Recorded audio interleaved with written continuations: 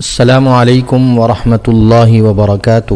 الحمدللہ والصلاة والسلام علی رسول اللہ، اما بعد۔ واجب الاحترام سامعین و سامعات دار التحقیق فیصل آباد اور مجلس تحفظ سنت کے زیر اہتمام الاربعین فی الفتن یعنی 40 احادیث کے مجموعہ میں سے 33ویں حدیث پیش خدمت ہے، جس کا عنوان ہے دجال کی آنکھ اور اس کی کیفیت۔ عن انس بن مالک رضی اللہ عنہ قال قال رسول اللہ صلی اللہ علیہ وسلم ما من نبی الا وقد انذر امته الاعور الكذاب الا انه اعور وان ربكم ليس باعور ومكتوب بين عينيه کافرا۔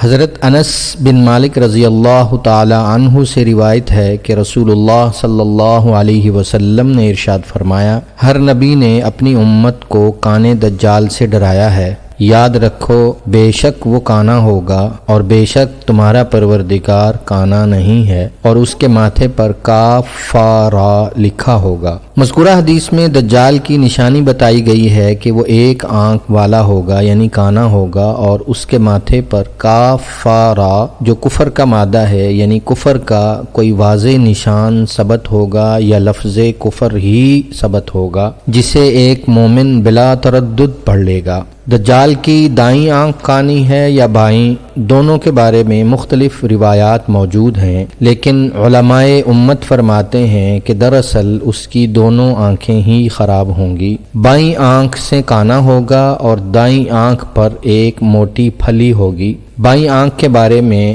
روایات میں طائفہ کا لفظ آتا ہے جس کے معنی ہیں بے نور اور بجھی ہوئی، اور اسی کو ممسوح العین الیسرا بھی کہا گیا ہے، یعنی بائیں آنکھ بے نور بجھی ہوئی ہوگی۔ اور دائیں آنکھ کے بارے میں طافیہ کا لفظ آیا ہے، یعنی وہ ابھری ہوئی ہوگی اور باہر کو نکلی ہوگی، جسے بعض روایات میں انگور سے تشبیہ دی گئی ہے۔ خلاصہ کلام یہ ہے کہ دجال کی دونوں آنکھیں ہی عیب دار ہوں گی۔ ایک آنکھ جس کا بایاں ہونا راجح ہے اس سے وہ کانا ہوگا اور دوسری آنکھ بھی عیب دار ہوگی۔ اللہ جل شانہ ہم سب کو تمام فتنوں سے محفوظ فرمائے اور غلبہ اسلام کے لیے قبول فرمائے، آمین یا رب العالمین۔